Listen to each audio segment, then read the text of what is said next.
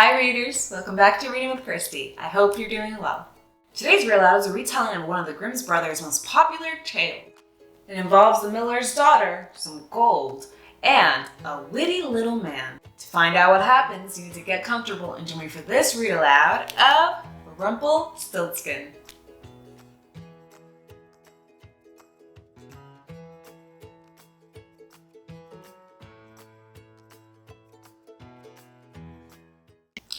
Once there was a poor miller who had a beautiful daughter. On his way to town one day, the miller encountered the king. Wanting to impress him, the miller said, "I have a daughter who knows the art of spinning straw into gold." Now, the king had a passion for gold, and such an art intrigued him. So he ordered the miller to send his daughter to the castle straight away.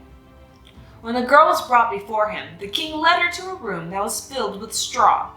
He gave her spools and a spinning wheel and said, "You may spin all night, but if you have not spun the straw into gold by morning, you will have to die." With that, he locked the door and the girl was left inside, alone.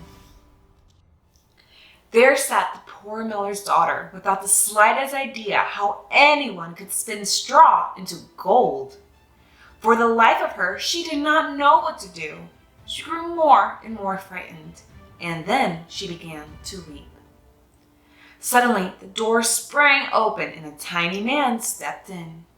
"Good evening, Mistress Miller," he said. "Why are you sobbing?"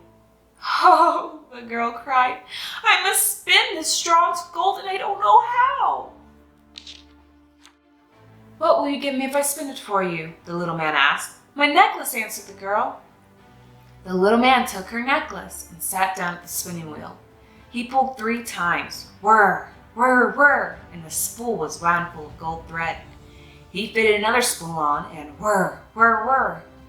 3 pulls and that one too was full.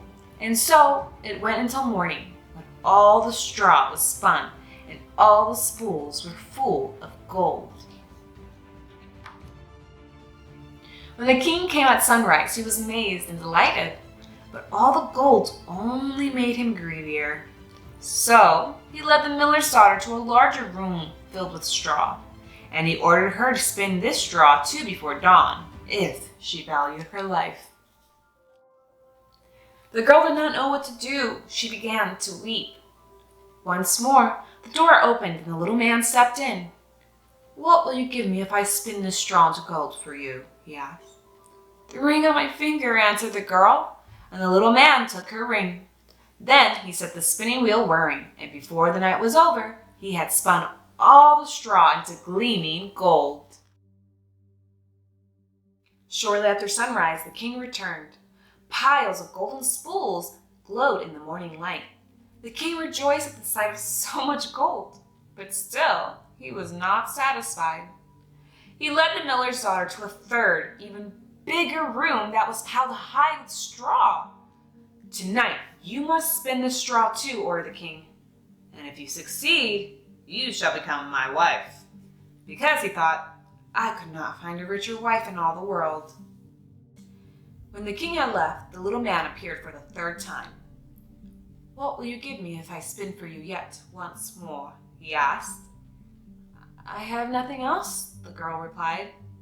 "Then promise that when you become queen, your first child will belong to me." The miller's daughter gasped. How could she promise such a thing?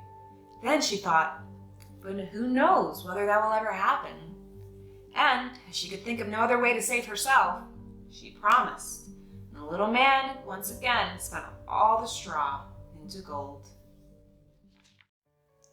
When the king came in the morning and found everything as he had wished, he married the miller's beautiful daughter, and she became a queen. A year passed, and the queen brought a handsome baby boy into the world. She gave scarcely a thought to the little man. But one day, he appeared suddenly in her room. "Now give me what you promised me," he demanded. The queen pleaded with the little man. He could take all the royal treasure if he would only let her keep her child. But her pleading was in vain. Then she began to weep so piteously that at last the little man was moved. "I will give you 3 days," he said. "If by the end of that time you know my name, you may keep your child." Long into the night the queen sat, and through the next day, thinking over all the names she had ever heard. That evening the little man returned. Beginning with Casper, Melchior, and Balthasar, the queen recited every name she knew, one after another. But to each one the little man replied, "That is not my name." The second day the queen had inquiries made in town, searching for new names.